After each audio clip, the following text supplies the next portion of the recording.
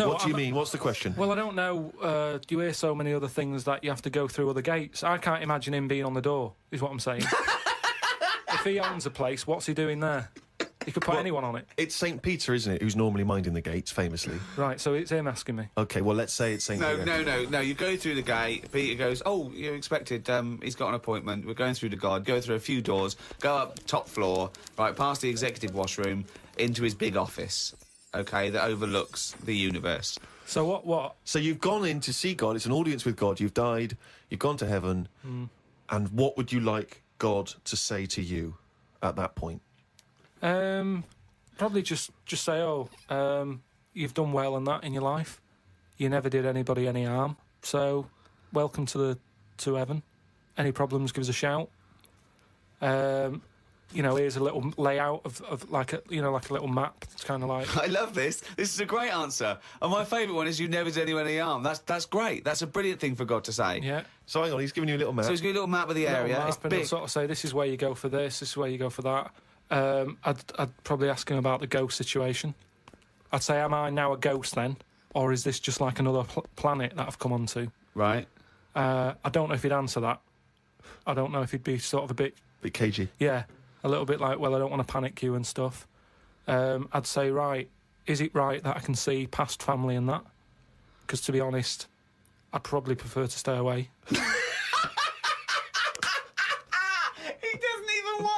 No, but because the thing is, if you've done I've done all that in this life, so it's about moving on to another life and meeting different people, isn't it? Yeah. Otherwise, what's the point? It's just like the same all over again, but everywhere's white.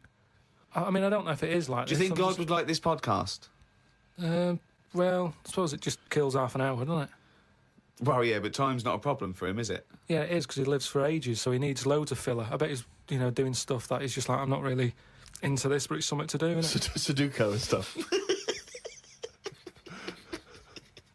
But I think there'll be just as many problems up there as there is here, because at least people are leaving here, whereas up there, that's the thing that I'd be worried about the most, actually, that it's really crowded. Because it's years and years of dead people, isn't it? London does me head in. Up there, it's going to be well busier than that. I was talking to Karl the other night, because I've been rewatching for some reason that film Witness with Harrison Ford, where he's a policeman that has to protect a little boy who's part of an Amish community. Amish? Yeah. And I tried to explain to Karl... You look plain, John Book. Exactly. And I was obviously trying to explain the Amish to Karl. He'd never heard of them. Completely stony-faced. Amazing. Amused. Now, for those... Okay, you explained it to him, have you? Okay, then. Now, I don't know what you said, but I'm assuming you got it right? Karl, now tell me back now, what are the Amish? They're just people who, sort of live, like in the olden times, so to them they're sort of in about 1842 or something, so they're getting old papers and that. They haven't cut up to... No. They don't have telly. They don't deny the 20th century has happened. They just don't want to be part of it. They look up and they see planes and they know what they are, and they go into the town and they see in the window of Dixon's a telly. They just don't want to be part of it. No, they're still living. They are still living like it's that's what I mean. Yeah, but they know about everything else. They just don't want to be part of it because they think that the revolution was a bad thing.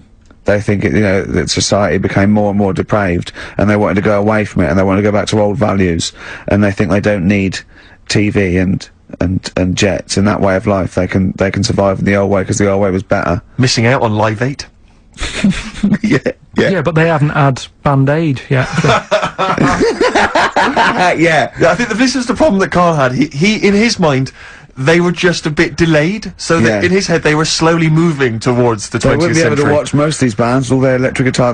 They'd be allowed to watch Tracy Chapman. Yeah. Doing an acoustic set. Yeah. Between the bands. Yeah. That'll be alright. But no, in Karl's mind, it's like if he... Although they wouldn't like Fast Car. They wouldn't like singing about that. They go, I don't know what you're talking about. Pony and Trap. You got a pony and trap. That'll be alright. But are they still... Do they still get sort of rubbish posts and that saying we need your money for this, or get behind this charity? They live in a isolated community. They're farmers, aren't they? They're farmers. It's an agricultural community, and they're obviously very staunchly religious. In actual fact, it would suit you very well, because you hate crowds, you hate groups of people, you don't like the modern world. You'd love it down there, wouldn't you? He wouldn't like getting up at 4 o'clock to milk a cow, though, would he? Well, no, but he'd get used to it. Go back to bed, couldn't you? It's probably out. I mean, have they got anything to do with the Hare Krishna people? No, nothing at all. Because out of all the religions, that's, you know, I'm not a religious person. I don't understand. You're only saying Hare Krishna because you've got the head. That's the only reason you think it'd be. I'm halfway there. Yeah. But the thing is, out of all it, you just what was that? Money just fell out of my pocket where I'm nearly laying down. That's the danger of wearing sweatpants everywhere you go. I'm only ever lying down in a chair. No, I'm you know, I've never been a religious type. You know, if people want to do it, I let them do it and what have you. Good of you. But out of all of them, I want one that's not going to take over your life. I don't want one where you've got to get up 3 times a day and you've got to go and pray and that you've got to get up early. Forget that. It's getting in the way. But if it's something like, I was walking to work the other day, right, crossed Oxford Street. There's a little Hare Krishna fella there, and he sort of had he had a leaflet and stuff, and he said, you know, are you interested? And I said, what do you do? And he said, well, you know, we're against getting stressed out and what have you. And he gave me a plum. They hand out food for some reason. But I sort of asked a few questions. That's just the imagery. These two bold people, one of which is wearing an orange smock, holding a plum in the middle. He hands the other one a plum. It's almost like you could imagine some kind of religious painting. Exactly. Yeah. But you know, what is their sort of main thing? Because he didn't really tell me that much. He was a Japanese bloke, so I didn't know what he was saying that much. Why? He wasn't speaking English? Not very well. He wasn't the best sales bloke to send out for them, is what I'm saying. Yeah. But what's that? Are they? You're saying they're nothing like? Well, I believe Hare Krishna is a kind of as an offshoot of a sort of Buddhist faith. It is. I think they are Buddhist, aren't they? Yeah, and obviously their kind of trademark, as it were, is that they have to say. I believe they have to say Hare Krishna, Hare Krishna in a certain rhythm, in a certain order, a certain amount of times per day. That's why you see them walking down the street saying Hare Krishna, Hare Krishna, because it's actually a sort of religious chant which they're obliged to do. So you see, even if you go into the Hare Krishna faith, you may find yourself, you know, in Tesco or whatever, forced to say Hare Krishna, Hare Krishna. Perhaps out loud, not just thinking it. Yeah, no, out loud. You can put it on an iPod and you couldn't put that on an iPod. No, it doesn't count. No, I think you have to actually say it. So I guess that kind of eats into your social life a little bit. And there's the wearing orange as well. Particularly frustrating, I imagine, if you're in a cinema or a library. A little bit awkward there, you know, midway through. Or Star you Wars, live next door to a bloke called Hare Krishna. Yeah. Who constantly thinks you're calling him. Yeah. That probably. Yeah. So that's in essence. I mean, I don't think we've quite done the Hare Krishna faith its full service there, but so interesting to you. I mean, you got handed a plum. You've been treated well by them. Yeah, well, but he couldn't tell. I just wanted to know how much time it would take up. What are the benefits? You know, what can you do? What can't you do? Well, I think the benefits are they probably don't get stressed out. They've probably got that sort of that zen, that chi-ness about them, where they try and interact and quite meditative. Yeah. Yeah. They've got some nice trainers as well, don't they, with their orange. What are you looking for then in a faith, Karl? You say what are the benefits? I mean, obviously Catholicism, you get the communion wine and bread, so. Yeah, but I can afford that. Right. Probably just I liked the Crusaders. I was forced into joining that as a kid because a mate sort of joined it, and he sort of said, "Are you joining?" I sort of swore at him. I said, "I'm not doing that." Right? Yeah. He said, "Right, if you don't come with me, I'll tell your mum that you just swore." So I was like, "Oh." So I went. So I went along, and they used to just go on the Friday when they played, you know, Sabutio and stuff. And then I went on one Sunday, and it was totally different. There was no Sabutio. There was no sort of, you know, table tennis. The thing where you hold a thing and knock things over. Skittles. There was all that on a Friday. Went on the Sunday, it was rubbish. He said, "Right, sit down in this room." They gave me a Bible. Thought, this looks too heavy, this is too big, I'm not interested in this book. And I never went again. I used to hide on a Sunday when they came round. And that's been the only sort of... why did it suddenly turn out to have to hide on a Sunday when they're coming round? Because they wouldn't leave. They wouldn't leave Who was it? Were they adults? It was sort of a... Well, he seemed like an adult to me at the time, but he was probably about 27. Well, that is an adult. Yeah, but do you know what I mean? He seemed a lot older when I was a kid. Yeah. And he came knocking and that, and he used to say to me, Mum, I'll just tell him I'm ill or something. And, he used to hang around to see if I'd eventually come out to play and that.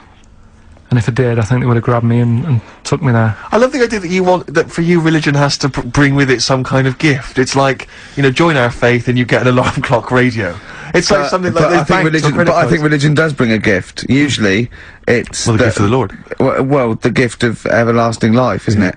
And that's the problem with it, you know. A lot of people believe in it because they think. But for Karl, his feeling is like that should be a given. That's safe. I'm definitely going home with eternal life. But what else can I have? Is there an iPod? You have to have a religion because obviously I don't have a religion. I don't miss it, and I wouldn't want one. I'm an atheist, and that's out of belief. That's out of logic. And we don't get into the politics or the morality of it. Why do you feel you need a religion? Why don't you just get a hobby? Well, I didn't want one. I don't want one. I just was saying that, you know, if I was to get one, which one would I go for? Is what I'm saying. I'd like to see you perhaps as a Jew. I think Judaism would suit you well, I think. What are the hours like for that? Tough. It can be tricky. That's what I mean. I don't want anything that's, you know... And they have a day where they don't eat and stuff. I couldn't be doing that.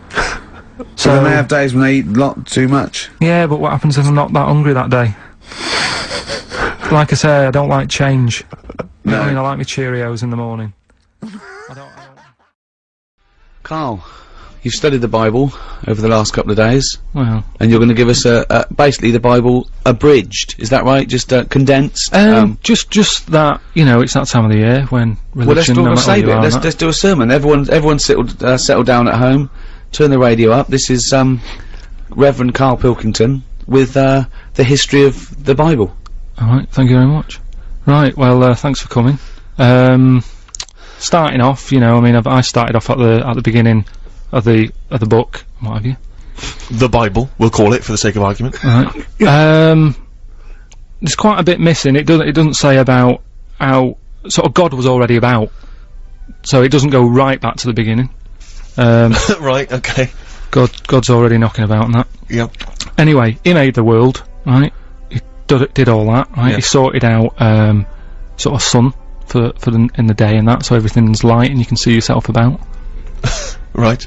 He did the stars and the moon for at night, right? I was thinking about that. If I was him, I probably would have just let it be day all the time rather than having two systems. We're not criticising. No, I'm not having a go. I'm just saying. I mean, it's easy now, isn't it, in hindsight, to sort of say, do you know what? It's easy to really criticise him, but he was working. He sort of loosened the top. You just got it off. Yeah, sure. Yeah, he did a lot of the work. Yeah, cheers. No, I'm just saying though, like they mess about with the clocks and that because of farmers getting up in the dark and that. If it was day all the time, less crime and that. I'm just saying it might have been worth an idea. You missed a trick there, is what you're saying. But he moves in a mysterious way, so you don't know why he's done that. He might be thinking something that your small brain can't really. Fair enough. I'm not having a go, like I say, I'm just reading it and thinking about it. That's what it's all about, innit? Education, get yourself thinking. Yeah, go on. Anyway, so he did all that. He made the sun and that, and then he said, "Oh, make some creatures and stuff." He made a load of birds, loads of different birds, creatures, animals, and that. Because with the world being so big, it's like if you buy a big house, you need more furniture, don't you?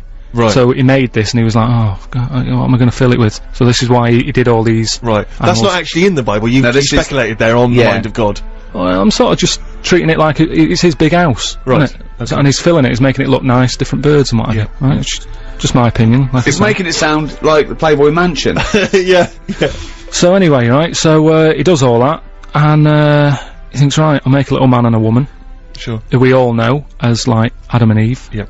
Everyone knows their names, but at no point is their surname mentioned. Right? Well, he's not going to have trouble with the post, is he? So anyway, right, Adam and Eve are knocking about. God says to him, "Look, just enjoy yourselves and that, right? Do what you want, but I'll tell you this. I'm only telling you once." He said, "Don't be eating fruit from that special tree." Yeah. So they were like, "All right, fair enough." He said, "The tree that I'm talking about is the tree of knowledge." Yeah. So that's sort of made it a little bit worse because it sounds good and that, and you're like, "Oh, knowledge." Yeah. Well, don't go in that door. Yeah, it's that sort of thing. Instead of just sort of not telling them, Because I don't know, see the tree of knowledge, what it had on it by what I can work out is, it's an apple tree, right? And it's pretty tempting, innit, to a little cheeky apple, because I don't know what they were eating back then. Right. Do you know what they were getting by on? No, I don't know. Right, so anyway, so they were like, yeah, alright, whatever. Eve goes for a wander about. Yeah. Right? Killing time and that. Bumps into this snake. Oh, yeah. And, Snake said, alright, you got an apple, right? And, he was selling it, so he was going, it tastes good and that, right? And she's like, well, shouldn't really, but, you know, I've been told that I shouldn't eat that, because I think God said to her at some point, get on with it. You're on page 1 at the moment. This is absurd. This is just unbelievable. I know, but I'm just get to the point. You're on page 1. You haven't moved on. Okay, we know Adam and Eve. What have you learned? Yeah, I know, but I'm just saying, he was saying don't eat it, because it's dangerous. I know, we know. Get on with it. Just get on I mean, But the thing is, people do eat things that are dangerous, don't they? Like, and pufferfish, even to this day, people are eating stuff that can kill them. Yeah. So it's not a threat, they're not that bothered, it's an apple, right? They're gonna have a little cheeky apple. Anyway, they eat it, right? God goes mental at them. He said, I told you not to do that, I've told you can enjoy yourself and everything. You've gone against what I said. You've eaten the apple. Adam and Eve sort of got told off and what have you. They went off and had kids. That added extra pressure, a lot of arguments happened, and that's kind of part 1. That is amazing. That is amazing. So, oh, you're an idiot. Really, you are an idiot. Well, part 2 later then. Get on with it. I'm just saying. So the kids didn't listen to the mum and dad because they had a criminal record and that for nicking the apple. The kids were running riot. They're not bothered. So let's pick up. Like to apologise there. I'm just gonna say, it really isn't worth complaining. He doesn't know what he'd get off. In a court of law, he'd get off. He's got, I don't know, he wouldn't be culpable for his own actions. Come on, even I'm getting bored of this now. Okay. Right, so, God, he got to a point where he's going, it's all going wrong, right? People are doing what they want, Adam and Eve aren't listening, all the rest of it. No, he gave them free will. So the story goes, this is making me ill. Anyway, right, so he said, how can I get rid of all the badness and that? So, he made it rain, right? It rained for ages, people got sick of the rain and that, right? Cleaned it all out, right?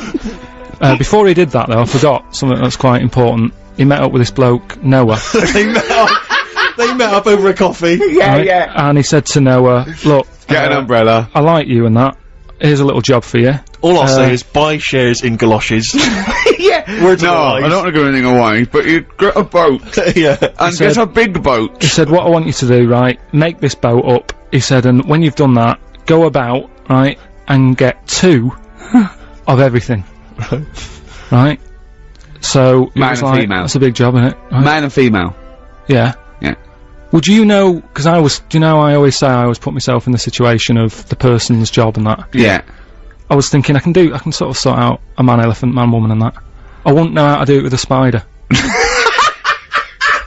What? I don't know why he brought on spiders. I do not know why Noah brought on spiders, because he missed an opportunity there. Get rid of all things like that. Yeah. Get rid of the spider, and you know, get 4, you know, flamingos or something. Or get 8 chimps. Let's use the space wisely. But the weird thing is, right, with the spiders as well, because he did get the spiders on, didn't he?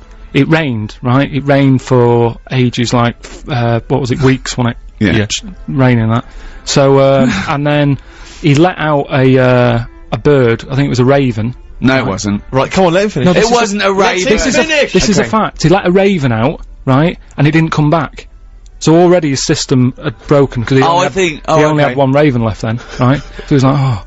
So, he said, right, he left it a couple of days, he sent a dove out. Oh, that's it, that's what I know, you've been more than me, I'll say, sorry. Is that what he did? He let a raven out first, yeah. And then never trust a raven, always give it to the dove. Dove came. Don't send a raven to do a dove's job. I reckon the raven found another ark, an unofficial ark, there was just like a party ark. No, look, come on! Right, so the dove came back. Yeah. So he said, right, there must be dry land somewhere. Right? Okay. So anyway, he was like, let's just hang about. Why did you think that? Because it found a twig or something. Exactly. Say why could that be the top of a tree though? How did he know that? Rick, if you are going to add to this, we're never going to get it done. Okay, I'm sorry. Right, so there was mud everywhere, because the water went down, mud everywhere. Where did the water go? Shut up, where did it go? Shut up, we haven't got time to go into that. It doesn't make sense. If the whole world was flooded, where did the water go? We have not got time for this. Where did the water go? This is mental. Did they refreeze the ice caps? What? Tell me, is it, it's gotta be specific. It didn't say it was a kid's Bible, wasn't it? It wasn't going in depth. It just said the water went away, right? Where? It floated off. I can't be bothered. Just do the final, I suppose, what would you call this? Summing up of the Bible, then we do a longer one. Well, no, it's not sort of summed up. Because, to be honest, after the Noah bit and stuff, I was a bit like, oh, this. Oh, just do it. Just do it. Okay, this is the final. This is the final episode of the Bible. Well, the greatest story ever told. No, but it's not the final chapter. This is just another bit in it that I thought I can relate to. Get to the end. You couldn't even read a children's Bible. They had to go to Waterstones and ask 2 people for, and they put it in a brown paper bag. It was 200 and odd pages and that. Oh. So the one that I picked up on, right, that I could relate to. Okay. Do you know Samson and Delilah? Yeah, of course. Do you know what happened in that? Yes. Right, well, just in case you haven't heard the story of Samson and Delilah, what it is, I think God had a word with, some bloke, I can't remember his name, I think it's Manoah or something his name was. Right. He said, listen, I'm still having problems, Adam and Eve let me down. He didn't say that, by the way. Anyone listening, at no point has God ever said, Adam and Eve let me down. No, anyway. and then he had a word with Noah, he did the boat thing, so he said, I can't ask for 2 favours, right? Sure. So he asked this other bloke, Manoah. He was happy with Noah, though, was he? Yeah, he let him go on, though. It's like jury service, once you've done it, you're left alone for a bit, aren't you? So anyway, he didn't bother getting the fish on the boat, did he?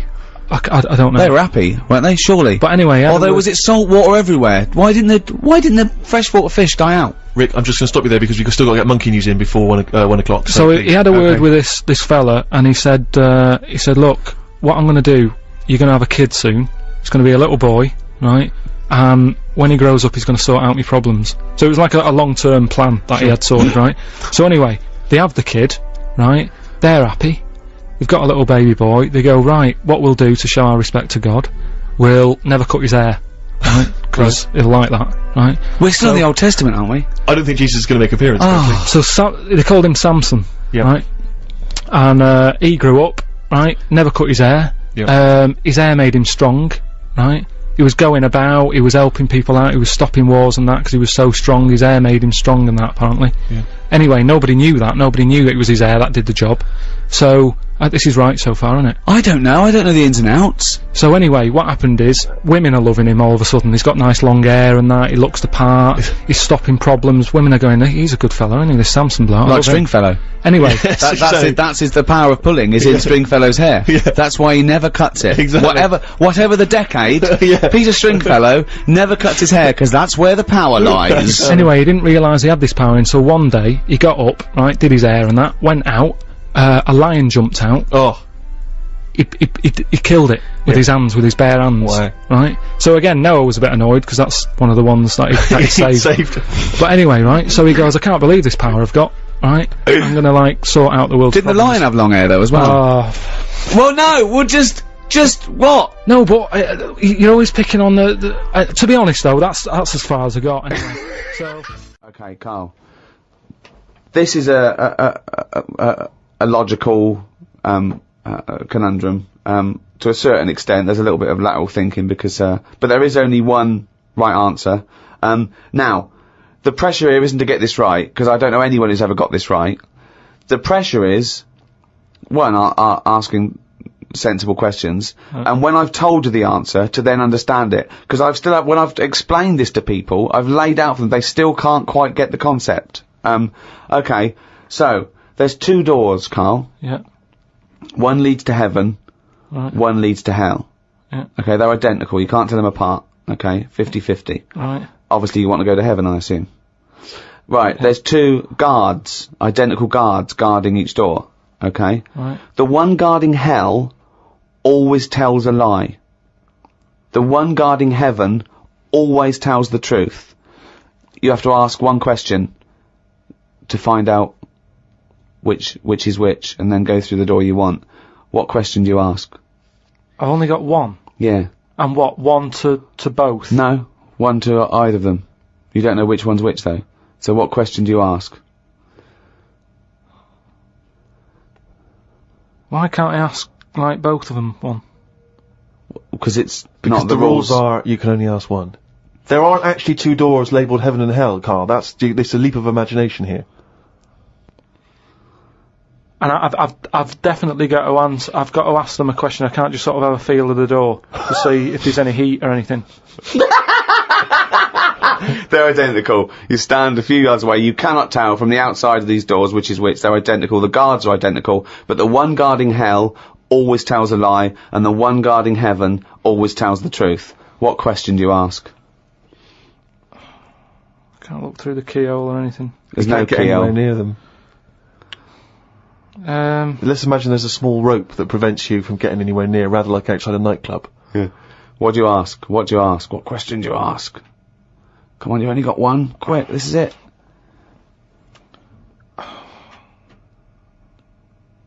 So, they stood there. Yeah. They both look the same. They're both smiling. Yeah. But one of them's not really smiling, really. He's trying to make me make a mistake, isn't he? Well, he's just going to lie when you ask him a question, if you ask him. So what's the point in asking a question? Do I know one of them's going to lie? Yeah, well, the one guarding hell always tells a lie. The one guarding heaven always tells the truth. These things you know. But would they be neighbours like this? Would they be that close? Why? I mean, we're not sure if these two guys get on. I'll give you a clue. They know who they are, and they know that the one guarding hell always tells a lie, and the one guarding heaven always tells the truth. So I know that. No, they know it as well. Doesn't really come down to this, Carl. This isn't what's going to happen when you die. But when is this useful then? Because it's a logical... Well, I'll tell you the answer. No, I want to see if he can get it. He's almost there. No, he's not almost there. What am I thinking? But there's no shame in not getting it. There's no shame in not getting it. It's a really hard one to get. I mean, the shame is the ridiculous questions you asked. And now I'm going to tell you the answer. No, hang on, right, so you go up and you go, hang on, well, look, let's imagine Ricky and I are those two guys. Okay? Right? But we have to, well, me and Steve will decide which doors we're guarding. Okay? Right. Look away, Carl. Okay, right, then. so we've decided, okay, one of us is guarding hell and one of us is guarding heaven. Which question you're going to ask and who you're going to ask it to? Right, I'll just say to you, Steve, I'll go, got some post for God here. That's not a question. That's a statement. Right, you've got some post for God here. No, that's not a question. Yeah, but maybe the question's coming. You got some post for God here, yeah? And it needs to be signed. It's not a question. Still not a question. No, let him finish. Is God in? Because I need him to sign for this post. Is he in? Well, I can answer that as well if you want. Go on. He's in. He's behind my door. Do you want to answer it? Well, yes. Do you want to get him? Just Well, no, you've only got one question. So you're asking Steve, is God in? What's the answer? Yes. Ask me. Yes. Look, lads, I'm just trying to do a job here. What am I going to do with this? Well, give it to me and I'll give it to God because he's behind my door. Steve? Yeah, give it to me and I'll take it into God because he's behind my door. You're an idiot. It doesn't help. That doesn't help. Let me tell you the answer. You ask either one of us, you say, if I was to ask the other one what door he was guarding, what would he say? Then whatever they say is the door they're guarding. Because if you happen to ask the one guarding hell, right? I'm guarding hell, by the way. I'm the devil. Steve's God, okay? So you asked me what Steve would say if you asked him what door he was guarding, and I'm going to lie. I know he'd say heaven, because he'd tell the truth, but I'm lying, so I'd say he'd say hell. So you know I'm guarding hell. If you ask Steve what door I was guarding, he'd tell the truth, right? So he'd say heaven, because he'd know I'd lie. So he's guarding heaven. So the question is, if I was to ask the other one what door he was guarding, what would he say? And whatever the person answers is the door they're guarding. Steve, what door are you looking after? Well, heaven. Yeah. Why should I believe you? Because you don't know. No, that doesn't work. Because you asked me the same and I'd say heaven as well. Right, so who do I believe? This is where you use your gut feeling though, isn't it? This is what life... Well, as opposed to the pure logic that Ricky's just used. I just think, because there's a lot of questions in life where you don't know the answer and you go, do you know what? I don't like the look of him. So, They're identical. Yeah, but they're still identical twins. You always get a little snidey one. Coming to Christmas, some people forget the true meaning of Christmas. I just think it's drinking and giving presents. But obviously it comes from the story of the Nativity. Very briefly, what is the story of Christmas, as you remember? It's baby Jesus was born. That's it. Okay. Can we expand on that a little? Let's start the night before. What happened on Christmas Eve? She was Mary was pregnant. Right. She's wandering about. You know, probably knowing it was due. Was she knocking about with the three fellas at that point? No. No. Three fellas being... The wise men? No. She wasn't with them? No. Who was she with? I honestly don't know. What was her husband called? Her husband was... I don't know. I wasn't that interested in Ari. Jesus was born. Right, okay. And Mary and Joseph, yeah? Yeah, yeah. They travelled, didn't they? On a donkey. Yeah. What happened? She's pregnant. Yeah, we've done that. And then she's like, I'm going to have this kid in a bit, sort somewhere out. Right. He says, we're going to struggle. She came from Salford. It's Christmas Eve. Right. And they stayed at her. No. It wasn't Christmas Eve, was it? All right, then it's just a normal day. Yeah. And they stayed, they couldn't find anywhere. Right. So they stayed in a stable. Right. She had the kid on December 25th. That's it. Then what happened? That's it, really. No, it was the three fellas she was knocking about with at the beginning. The wise men. Right. And there was a star involved. They followed a star.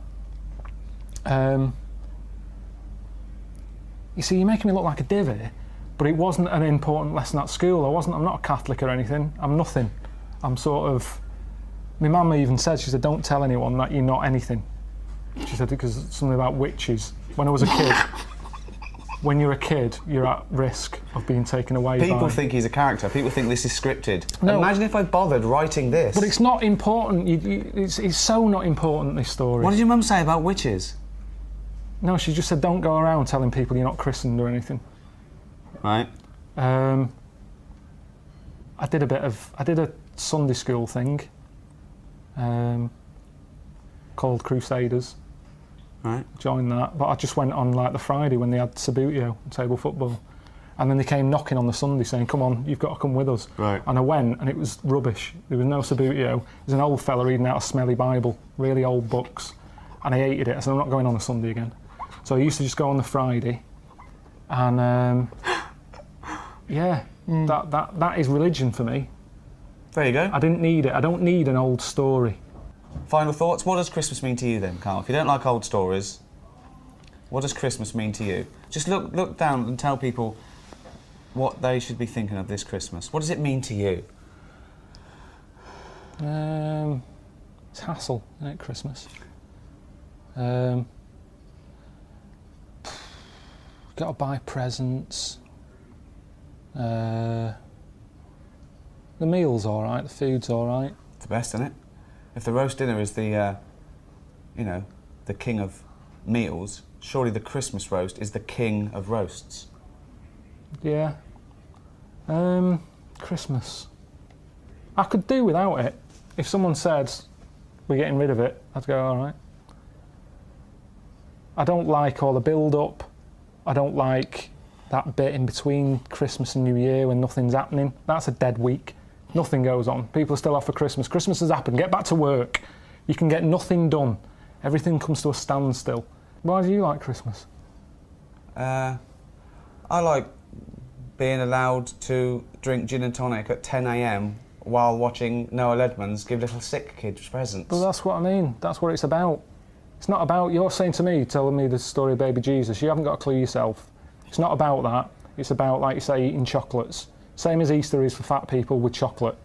I love Easter. No, you don't. You like eggs. You like chocolate, you fat little... Do you know what I mean? So, we don't need it. maybe back then, when you were, you know, wise men knocking about a desert, they needed something to look forward to.